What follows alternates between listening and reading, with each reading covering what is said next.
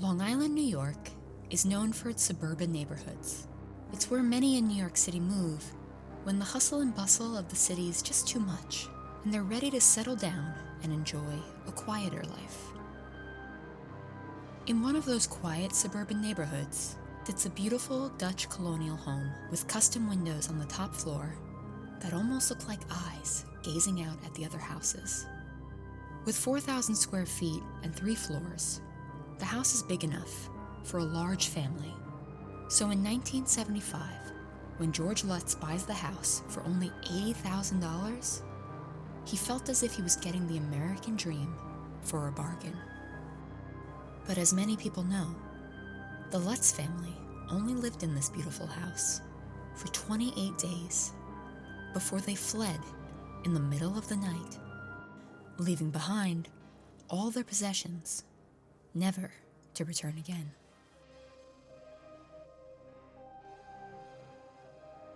They claimed that they had been tormented by evil spirits who wanted them to leave. The paranormal terror that the Lutz family experienced at 112 Ocean Avenue has made the site infamous as one of the most haunted houses in American history. But what's so often forgotten is that this was also the site of a grisly murder that took place less than a year before the Lutzes moved in. A murder that kicked off the house's dark history and often gets buried beneath the scandals and conspiracies. This is the story of the DeFeo family murders, aka the Real Amityville Horror.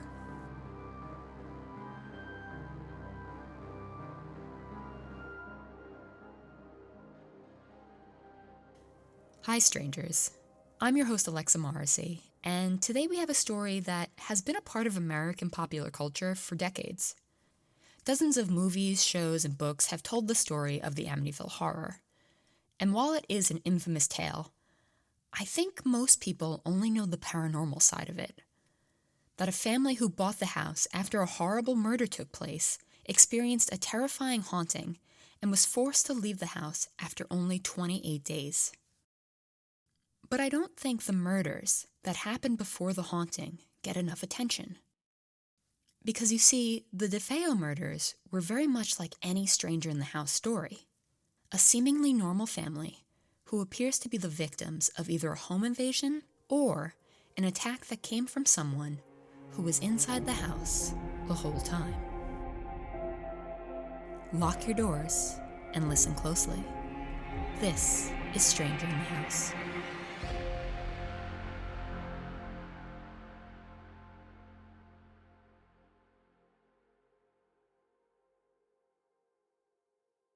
Before the 1970s, Amityville, New York was known for its suburban neighborhoods and upscale houses. It was an affluent area, particularly in South Amityville, where many houses had waterfront views of the Atlantic Ocean. Unfortunately, Amityville would soon become synonymous with something much darker after the DeFeo family moved in to 112 Ocean Avenue. Ronald DeFeo, also known as Big Ronnie, was born in Brooklyn, New York on November 16, 1930, to Rocco and Antoinette DeFeo. In high school, he was known as a handsome athlete with a slender build and a piercing gaze. When he was 20 years old, he met a beautiful 19-year-old girl named Louise Brigante, and they fell in love right away. Louise came from a wealthy Catholic family, and they didn't approve of her relationship, but that didn't stop her from seeing Ronnie. In 1951, Ronnie and Louise married against her parents' wishes, and her family cut ties with her completely because of this. Without Louise's parents' money, Ronnie and Louise ended up moving into a low-income apartment in Brooklyn. In September of that year, they had their first child, and with the news of their new grandchild, Louise's parents reconnected with her daughter again. The DeFeo's firstborn son was named Ronald after his father, and then 5 years later, they had a daughter named Dawn. By 1962, they had 2 more children, Allison and Mark. But after Mark's birth, Louise and Ronnie's relationship started to strain. The couple separated for a while in 1963, But by 1965, they were back together and had a fifth child named John. That same year, the DeFeos were ready for a fresh start, and they decided to move out of Brooklyn and into a beautiful home in the town of Amityville, Long Island. According to family members of the DeFeos, Big Ronnie Sr. was particularly hard on his oldest son, Ronald Jr., to the point of abuse. According to AmityvilleMurders.com, one family member recounted that one minute he would hug his son, the next minute he would throw him across the room. Ronnie had high expectations for his firstborn, and that pressure was said to have weighed heavily on Ronald Jr. When Ronald Jr. was about 18 years old, he started to work with his father at a car dealership, and he was eventually given a high-ranking position. Despite Big Ronnie and Ronald Jr. being car salesmen, the DeFeos lived quite a lavish lifestyle. Life-sized, gold-framed portraits of the family members that were said to have been worth $50,000 each hung on the walls of their new home, and lavish furnishings could be found in every room. The foyer was completely marble, and next to it was a living room with a crystal chandelier in the center and a baby grand piano in the corner. Many wondered how Ronnie afforded all this, considering his car salesman salary, and some suspected it had to do with his alleged ties to the Italian mafia. Ronnie's uncle, Pete DeFeo, was allegedly a high-ranking member of the Genovese crime family. The Genovese crime family is an Italian-American mafia family, and is one of the 5 families that dominated organized crime activities in New York City and New Jersey. The organization was known for its violence, but also its illegal dealings with huge sums of money. Being involved with them could get you lots of money and power, for sure, but it was also extremely dangerous. From the outside, the DeFeos were a well-to-do family living a dream life. But as we all know, nothing is ever what it seems, and you can never know what really goes on behind closed doors.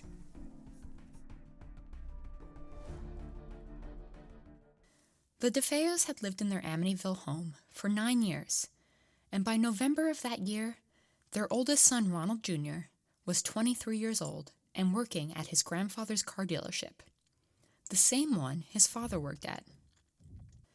On November 13th, 1974, Ronald was at the dealership and had been complaining about not being able to get in touch with his family all day. He told his girlfriend Sherry that he drove by and saw that all the cars were in the garage, but no one was answering the house phone. After work, at 6 p.m., he met some friends for a drink at a local bar near the house. Once he arrived at the bar, he tried to call the home phone again, but no one answered.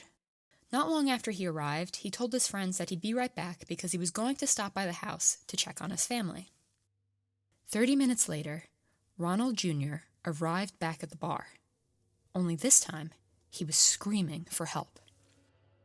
He yelled, "You gotta help me. I think my mother and father are shot." Ronald's best friend, Bobby Kelsky, was at the bar when he arrived screaming. He said that Ronald was on his knees sobbing, begging for help. Bobby asked Ronald if he was sure they weren't just sleeping, but Ronald said he saw them and he was sure. Bobby told Ronald to stay there while he went to go check it out. Bobby and several other bar patrons, named John Altieri, Joey Yeswoit, Al Saxton, and the owner of the bar, William Scortimiglia, all got into Ronald's car and drove to the house. Bobby drove so fast that the men in the car were yelling for him to slow down. When they pulled up, Bobby got out of the car and ran up the front steps. Bobby had been to the DeFeo home many times over the years, as he was Ronald Jr.'s best friend. He entered the house, ignoring the other men's warnings that maybe someone dangerous was still in there. When the rest of the men entered the house, the only sound came from the family dog, Shaggy, who was tied up in the backyard, barking. Bobby led the men upstairs, past the life-size portraits of the family on the wall.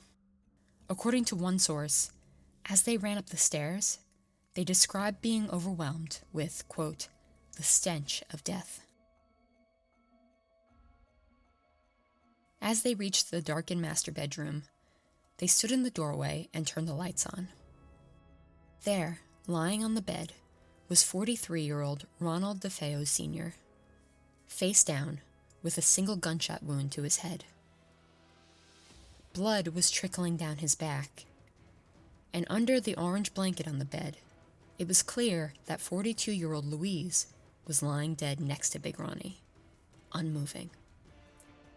Bobby, Ronald Jr.'s best friend, who had known the family for years, was completely shaken by this sight, and some of the men took him downstairs to get some air, while the others checked the rest of the bedrooms. John Altieri, one of the bar patrons, stayed upstairs and went to the next bedroom. As he walked in, it seemed to be a little boy's room from the toys and the decor. He soon found that his guess was correct, because lying face down on two separate beds were the youngest DeFeo boys, 9-year-old John and 12-year-old Mark. Altieri couldn't see where John had been shot, but his New York Knicks sweatshirt was covered in blood. Mark, on the other hand, clearly had a single gunshot to the back. After seeing this horrific sight, Altieri couldn't take it anymore, and he told the other men to call 911.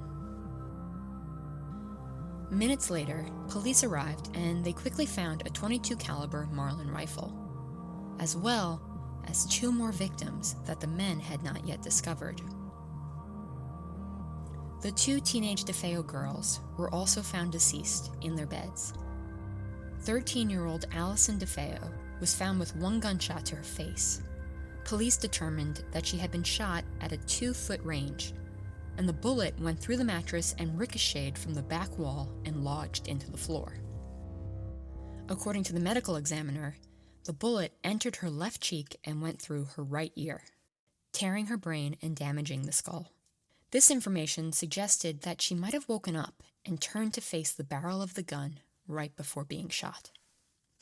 18-year-old Dawn was clearly shot in the back of the neck. The entire left side of her face was collapsed in, and there was brain matter on her pillow. Again, it was determined that Dawn was shot at a 2.5-foot range. The bullet entered her left ear and exited her left temple. Police made their way to the boys' room and discovered that they were also shot at a 2-foot range. While all the DeFeo children had been shot once, as police made their way to the parents' room, it seemed as though Ronnie and Louise were each shot twice. The first shot hit Ronnie in the lower back. Remember, Ronnie was lying on his stomach. The first bullet went through his kidney and exited his right nipple. The second bullet entered the base of his spine and was lodged into his neck. Police observed that Ronnie's shorts were slightly pulled down, and that suggested that Ronnie had maybe sat up at some point during the attack. When the men from the bar first found Louise, they didn't look for a bullet wound because she had been mostly covered with a blanket. Police found that she had been shot twice in the chest. The medical examiner said that Louise was alive up to 10 minutes after she was shot, and her body showed that her chest was slightly elevated from the bed, suggesting that she may have tried to look at the killer in the bedroom doorway. The police continued to look through the house, and they found that there were no signs of forced entry. And even stranger, nothing in the house seemed to be taken. Remember, the house was lavishly decorated to the point of excess. Thousands of dollars worth of items were just left laying around. To police, it seemed as if this crime wasn't motivated by money. So that begged the question, what was it motivated by? The police brought 23-year-old Ronald DeFeo, the only DeFeo child left alive, for questioning. Ronald Jr. lived with his family in that house, and police wanted to know why he didn't discover the bodies until 6:30 p.m., after work and some time out with friends. Ronald said that the night before the bodies were discovered, he was sick with some sort of stomach bug. He told police that he had stayed up late watching a movie called Castle Keep and fell asleep around 2 a.m. His stomach ache woke him up around 4 a.m., and he decided to just get up and go to work at that point. He went into work early and hung out with his friends at the bar until he went to go see why no one was answering his phone calls. Police asked Ronald if there was anyone in their lives that would want to hurt the DeFeo family, and Ronald had an interesting answer. Upon questioning, Ronald said that both sides of his family had ties to the Italian mafia. Now, we know that his uncle Pete DeFeo was allegedly in the mafia, but Ronald Jr. says that a man named Luis Fellini, which was a pseudonym, was allegedly a mafia hitman and had stayed with his family when Fellini and his wife needed a place to stay. Fellini was allegedly a family friend of his maternal grandparents. Ronald says that he and Fellini had a big falling out right before they moved out. He says that they got into a physical altercation because Fellini criticized a paint job that DeFeo did on his car at the dealership. Ronald said that he threw a paintbrush at Fellini, and it allegedly broke Fellini's car's window. Ronald Jr. said that this put his father in a difficult situation, because while Big Ronnie Sr. had a good relationship with Fellini, he was worried that Fellini was going to go after his son because of the altercation. Ronald Jr. told police that 2 weeks before the murders, his father warned Fellini that if he hurt his son, he would, quote, kill Fellini's entire family. Ronald Jr. told police that he thought Fellini could have done this because his father had threatened his family, as well as to get back at Ronald for their fight. Ronald also said that Fellini still had a key to the house from when he stayed with the family. As some officers are sent to go look into Fellini, the police continue to question Ronald. And the more they question him, the more Ronald DeFeo lets his true colors shine through.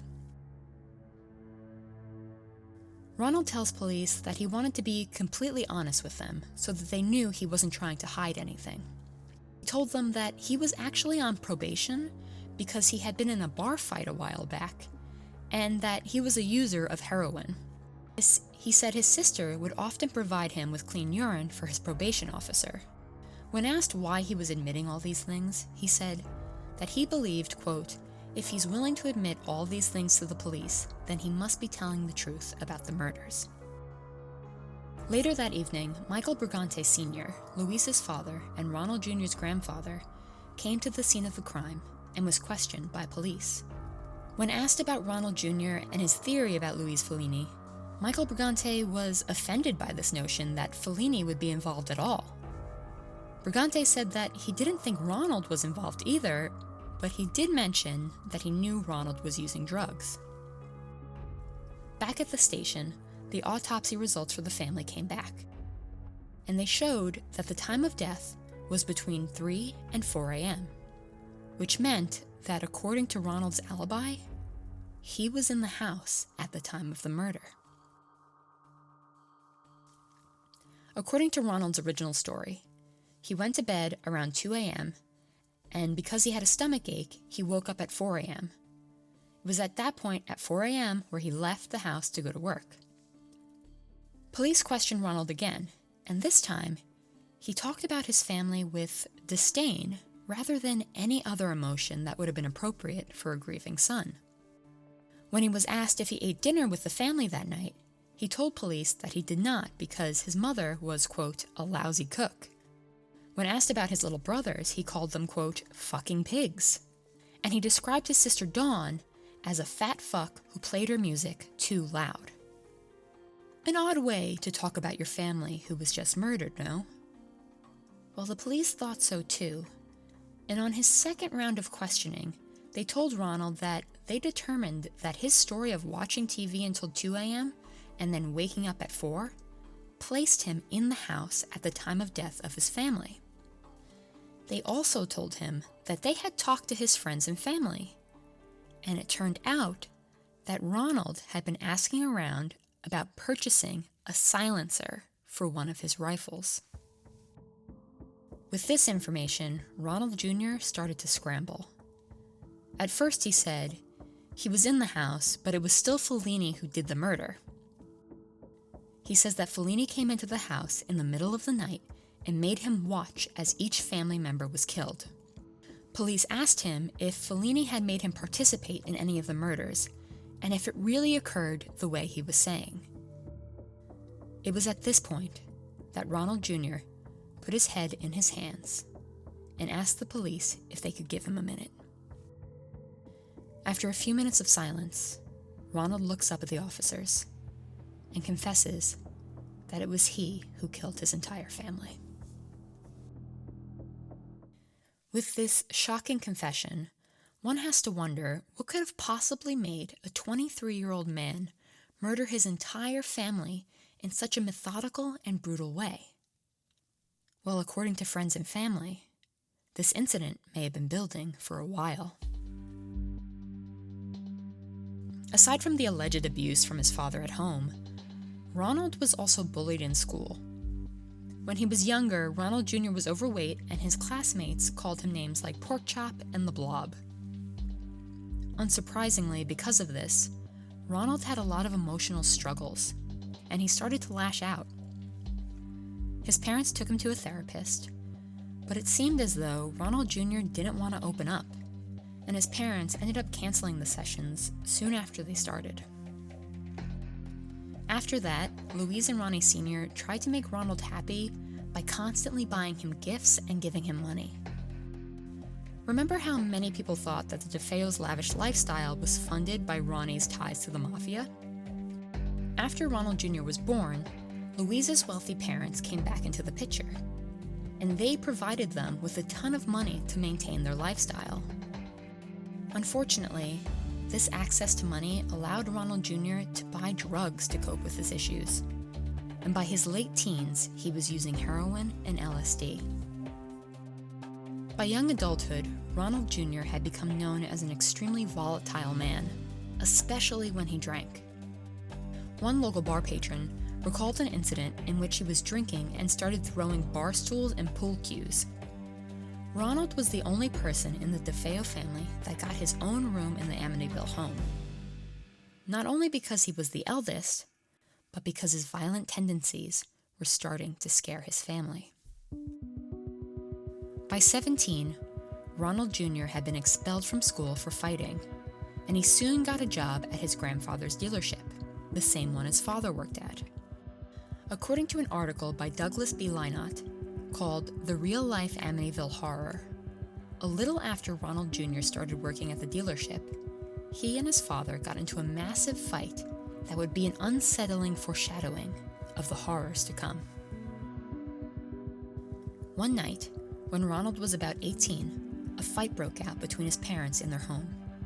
In an attempt to stop it, Ronald grabbed a 12-gauge shotgun from his room, loaded a shell into the chamber, and charged down the stairs.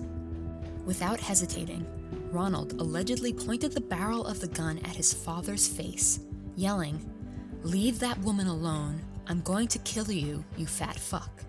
This is it." His father turned to look at his son, and Ronald Jr. pulled the trigger.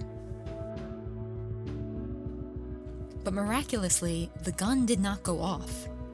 Big Ronnie Sr. was frozen in place as he watched his son lower the gun and simply walk out of the room, as if he almost hadn't just killed his father.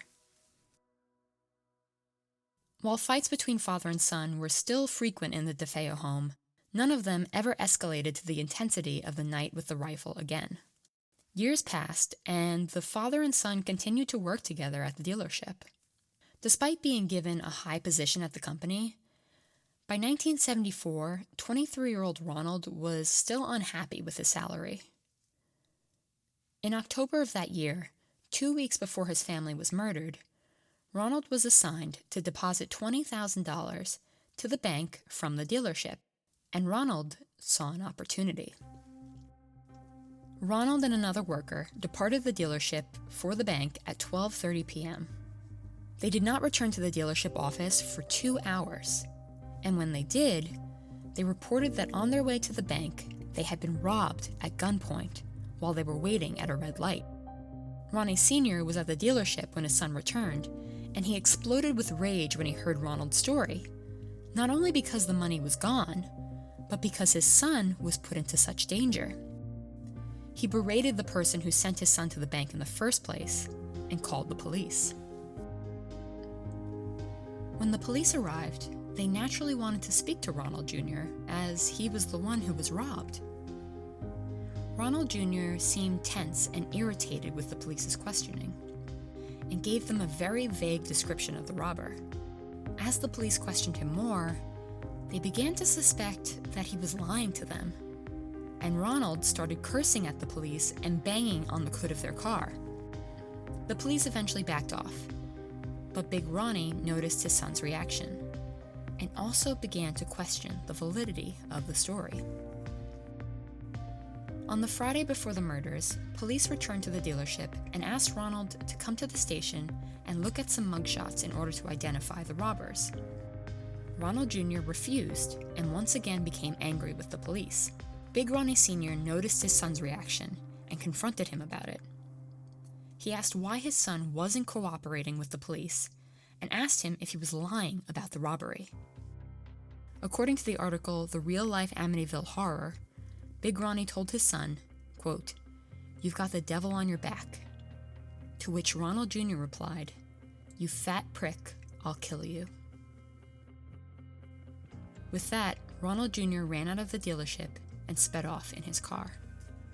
Because this fight took place mere days before the murders, it seemed like it was a possible tipping point for Ronald Jr.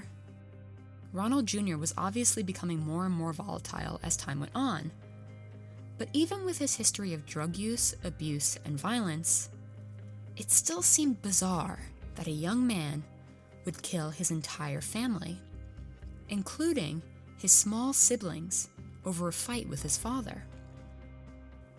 It would have been one thing if Ronald Jr. had killed his father after the fight, but what possessed him to kill the rest of his family? On November 14th, 1974, Ronald DeFeo Jr. sat in the police station and confessed to murdering his own family. Ronald told police that in the early hours of November 13th, he sat in his room as he waited for all the members of his family to go to sleep.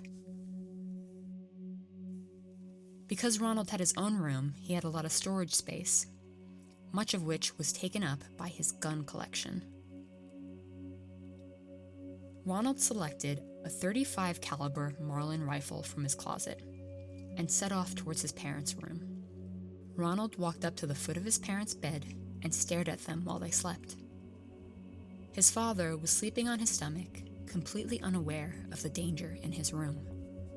Without hesitation, Ronald shot his father twice in the back. His mother woke up to the gunshots, but before she could even register what happened, or even sit up properly in bed, Ronald said that he shot her twice in the chest. Ronald Jr. told police, quote, "It all started so fast. Once I started, I just couldn't stop." After he killed his parents, Ronald went into his younger siblings' rooms and fatally shot them one by one, moving so quickly that even if any of the siblings woke up to the gunshots, they had mere seconds before they were shot themselves. After he killed his family, all before the sun rose, Ronald cleaned himself up, collected his bloody clothes and the rifle, and wrapped them up in a pillowcase, and then he headed out of the house. He threw the evidence in the car and drove an hour into Brooklyn. He threw the pillowcase and its contents into a storm drain, and after this, he returned to Long Island and arrived at the dealership by 6 a.m. He then went about his day as if nothing happened the night before. Ronald DeFeo's trial began on October 14th, 1975. Despite Ronald's violent history and his confession to the police, Ronald's lawyer, William Weber, pursued a not guilty by reason of insanity defense. According to Weber, Ronald Jr. killed his family in self-defense because he said he heard his family's voices plotting against him in his head, and that he was demonically possessed by Satan at the time of the murders. This would be the beginning of a long history of the Amityville home being associated with the paranormal. Ronald later claimed that a demonic female figure with black hands wearing a black hood handed him the murder weapon the night he killed his family. The defense brought in psychiatrist Daniel Schwartz, who supported the claim that Ronald was insane at the time of the murder. The prosecution, however, also brought in a psychiatrist by the name of Dr. Harold Zolan. Zolan maintained that although DeFeo was a user of heroin and LSD, and he had antisocial personality disorder, he believed that Ronald was aware of his actions at the time of the crime. Ronald Jr. had been asking around about purchasing a silencer, and he had threatened to kill his father on multiple occasions. Even if Ronald Jr. was sane at the time of the murder, there was something that was still unclear to everyone. What was his motive for killing his entire family? There was definitely motive for the murder of his father, but why the rest? The prosecution suggested that he was trying to collect his parents' life insurance money, but again, that didn't explain why he killed the children. The motive is still unclear, but according to Judge Thomas Stark, Ronald's guilt was clear as day. According to court documents, Stark said that DeFeo's crimes were the most heinous murders ever committed in Suffolk County since its founding. On November 21st, 1975, 24-year-old Ronald DeFeo Jr. was found guilty on 6 counts of second-degree murder. And on December 4th, 1975, Judge Thomas Stark sentenced him to 6 sentences of 25 years to life. Over the years, Ronald has come out with different stories about what happened the night of the murders. Sometimes he says it was actually his mother that committed the murders and he took the fall. Sometimes he said the murders were committed by his sister Dawn and an unknown man. And sometimes he says his sister Dawn was his accomplice in the murders. Ronald's story has changed so many times over the years that anything he has said should be taken with a healthy dose of skepticism. Although, as of 2021, we won't be getting any more stories from Ronald, because at the age of 69, he died in prison of a heart attack. Unfortunately, as most of us know, the DeFeo family murders would be overshadowed by the alleged trauma experienced by the next family who moved into the Amityville house. The Lutz family moved into the DeFeo home only a few years after Ronald's sentencing in December of 1997. After only 28 days of living there, the family fled the house, claiming that they had been terrorized by the paranormal while living there. To this day, the Amityville house is remembered as a haunted site that spawned dozens of movies, television shows, and books. But many forget that it was also the site of a very real murder that had very real victims, many of whom were children. So perhaps it wasn't the demonic presence that scared the Lutzes away from Amityville, but the energy left over from such a brutal crime committed by a man a family thought they knew. Stay safe, strangers, and thanks for listening.